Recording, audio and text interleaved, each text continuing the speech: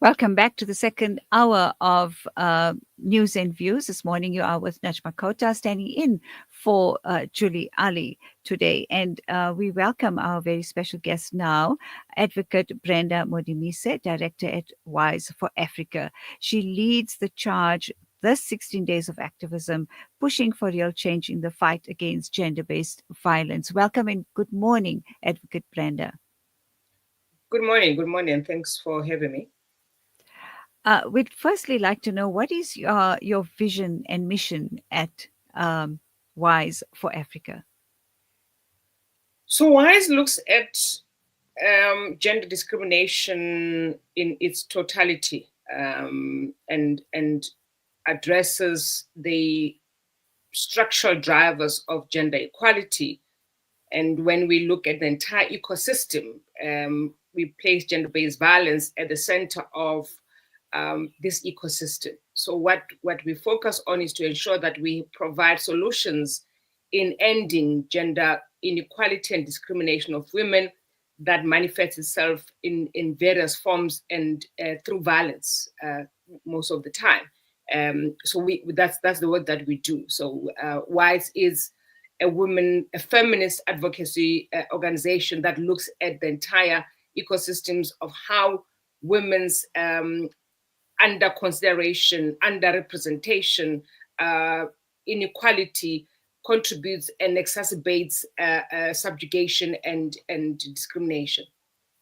Right. So, we know that in this country, we find that there are many advocacy groups, and for all the right reasons, yet we find that our statistics just unfortunately are not very promising. How proactive and how have you been able to effect change, even though it may not be so visible in the numbers as such? That's if I'm right about that. So the work is continuous, right? Remember, we're starting at a very negative base as women all over the world. We over 100 years of this that we had to fight for our existence and recognition. If you appreciate that it took women all over the world to stand up and demand the right to vote, for the women in the textile industry, that's why we've got the International Women's Day, is because of the women who were teamsters, who wanted better paying jobs and better working conditions. So if you look at history over 100 years, we have been at the forefront as women to demand recognition and acceptance that we are human beings and we have to be treated as such. And the discrimination that is on the table that makes it impossible for women to realize their full potential, that must be done away with. So that work continues, and it continues precisely because you have years of entrenched norms and attitudes and systems that have been put in place to subjugate women. So in dismantling patriarchy, in dismantling these institutions that perpetuate discrimination, we have to continue to come up with solutions that ensures that we take along everyone else to understand why it is important to recognize that women and women's rights are human rights, right? So there are laws, we've got a constitution. Let's start with that constitution that recognizes the right to equality, the right to dignity, the right to safety, the right to choose as a woman. And unfortunately, you have those rights entrenched in a constitution, but the lived experiences of many women in this country does not reflect the constitution because they don't feel safe. Their integrity is in shreds and is on the attack all the time. There's cyberbullying that is happening on a very large scale in this country against women, so we can't stop. We have, it's continuous. It's intervention at the policy level. It's intervention at the legal at laws and legal provisions, but it's also advocacy in raising the issues and advocating for change. So how does the campaign like 16 Days of Activism actually boost what you're doing? Because your work is ongoing throughout the year. And I think then civil society and other partnerships, especially government, then gets involved in this highlighted days, 16 days. Yeah. So 16 days is but one of the 16 days in the year that all of us must come out and say to everyone else what is the work that we have been doing, what we have been focusing on, and just a reminder that this has not stopped. And it's a reflection. We need to reflect around 16 days on what is working and what is Mhm. not working. And once we have diagnosed what is not working, what is it that we are going to do different to ensure that we get things to work? And Right. because 60 days is the global calendar, Movement. Yes, we are yes. as South Africa have to also demonstrate to the world what is it that we are doing, what are the interventions and the strategies that we are putting in place to end gender-based violence in this country. So, has this in fact been effective in terms of finding the gaps and filling them going forward? Listen, I think if you don't use 16 days as just an event in the calendar, and really use it as a reflection of looking at over the other 300 and something days, what you have been doing, then you are just but going to be an event of that we do Correct. Yes. events, and nothing tangible and substantive comes out of it, right? um, Right. and that we have been trying to move away from it being just an event for the sake of it being an event because we have to mark it, right? Hmm. We have to look at, once we come to this 16 days, what are we saying as a country? And for me, what is important is that every year we need to track the progress that we are making, right? And if Correct. there's any progress, we need to then applaud that progress. But if there's no progress, we need to state that there's no progress, and hold those who need to be held accountable for the slow progress to account for why there's slow progress. So for me, 16 days was used to as a yardstick to measure all of us, and measure each other on the work that we undertook to do, and whether we are on the right track in doing that work.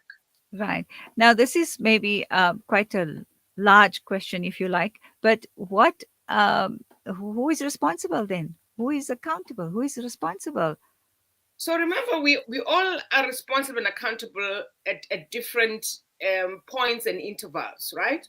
So the state has got an obligation to realize the rights that are entrenched in the constitution. So the state has got a responsibility to ensure that its citizens are safe. The state has got a responsibility to ensure that all the laws that they have passed in addressing gendered violence in this country, from Domestic Violence Act to the Sexual Offences Act, all those laws are implemented and executed in a manner that is set out in the law, the application of that law. So you have to have a responsive justice cluster, meaning the police, the Justice Department, and there in the justice, you include in the courts. So your courts must be responsive, must be swift, must be prompt to act on acts of crime, especially those crimes that are gendered in their nature, right?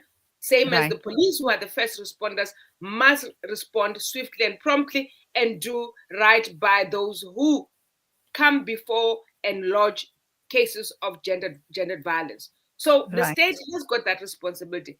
And then you have almost all of us, and especially civil society, and including government, by the way, that has to ensure that victims and survivors of gendered violence are given a relief. What is that relief that must be given to victims and survivors of violence? Is care and support. How does that care and support manifest, and what is the form and content of that care and support? You've got many NGOs that are providing psychotherapy support. You've got helpline and helpline call centers that are available for anyone who is in distress. You've got mental health practitioners who are available for anyone who is feeling in distress. So all those things it's not just the government or the state. It's all of us. And once we accept and acknowledge that we cannot look at gendered violence in isolation of everything that we do in this country, then I think we'll stand a better chance of addressing it and eliminating it. So gendered violence sits adjacent to all the other societal issues that we are grappling with and dealing with, whether it's from education, it's to health, it's the economy, it's transport. All of it is intertwined, right? So when you are looking at gendered violence, you can't look at it in isolation and think that it's a Got it. standalone. It's not a standalone. it's it's Mm, it's in education. How what you know, from a young age, how do we deal with norms and attitudes and practices that are harmful to women and young girls and boys, right? What mhm. kind of education are we meeting out so that young children can feel safe in their homes, can feel safe in their schools? Young girls, young adults, young teenagers can feel safe at universities, at college, and all of that. That you can feel safe at the place of work. What what what Mhm. what mechanisms are in place to protect you at your place of work? What is available at the church, your trade union movement, all of that. It's Got it. interlinked, is interrelated, and that's why in addressing gender violence, we have said it is multisectoral in approach, it is multisectoral in execution. Right. And what of the perpetrators?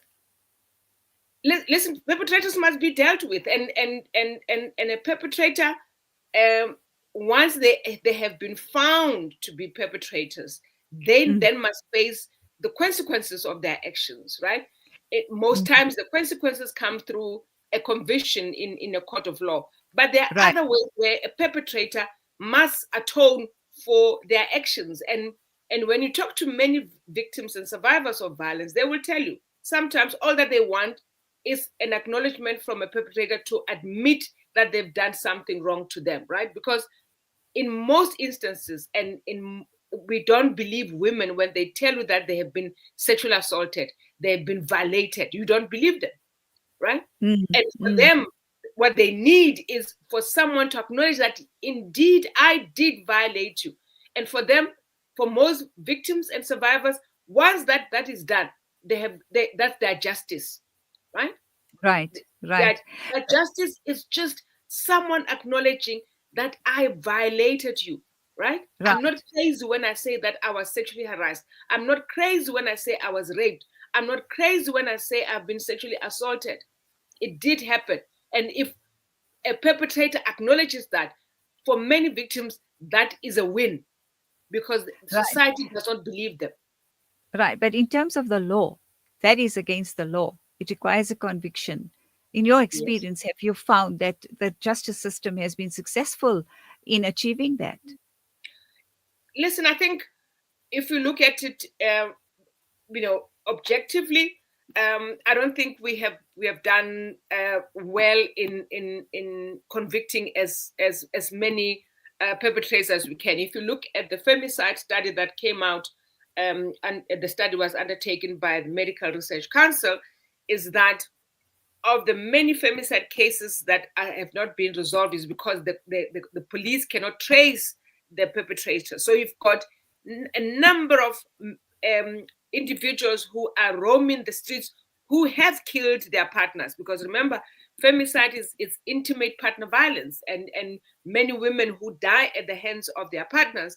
And those who have killed their partners haven't been found. So I don't think we are doing well in that regard, and it requires, and I think we don't have, as a country, and this administration, we have not unleashed the resources that are required to be able to track down. We are not using the latest technologies to assist the police to track down and ensure that they get a conviction, they get to charge and investigate and take it over to the prosecuting team to get successful convictions.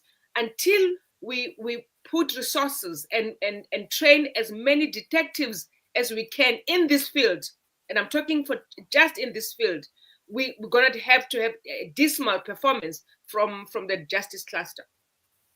Absolutely. And that is, I suppose, the biggest problem, if I may say so. So hopefully, with this year's activism, 16 days of activism against gender based violence, we're able to achieve something that's going to change that. We need to make our voices heard in terms of government, like you said, accessing those resources in order to make this a safer country Yeah, for women. yeah, true. No, we need to do that. I think it needs everyone to advocate. So it can't be one organization, it can't be two organizations. It needs South Yes, Africans to stand up and show up. And hold um, government officials accountable. Listen, I think, absolutely. yeah, once we resign ourselves to thinking that people are doing us a favor by working in government, then there's a problem, because government officials must understand that they act in the best interest of citizens, right? That Correct.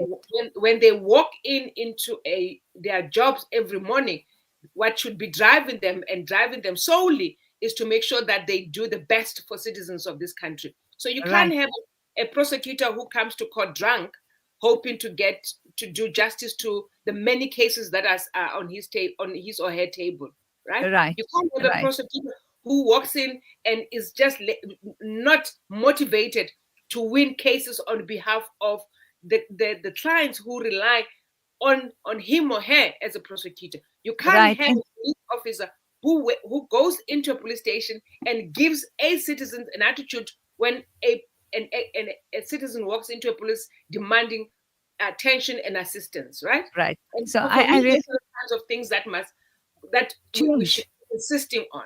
Absolutely. And I think that's the perfect note to end this discussion on. I wish I could continue this. I hope we can catch up with you again because That's we need to make our voices heard. And this is a powerful forum, in fact, to do that. So thank you very much for your time this morning, Advocate Brenda Madumise. Thank you for having me.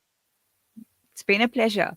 All right. We catch up with our next guest right after this break. And remember, this hour of News and Views is sponsored by Africa Muslims Agency. Africa Muslims Agency, a beacon of hope to communities for over 35 years in Africa and beyond.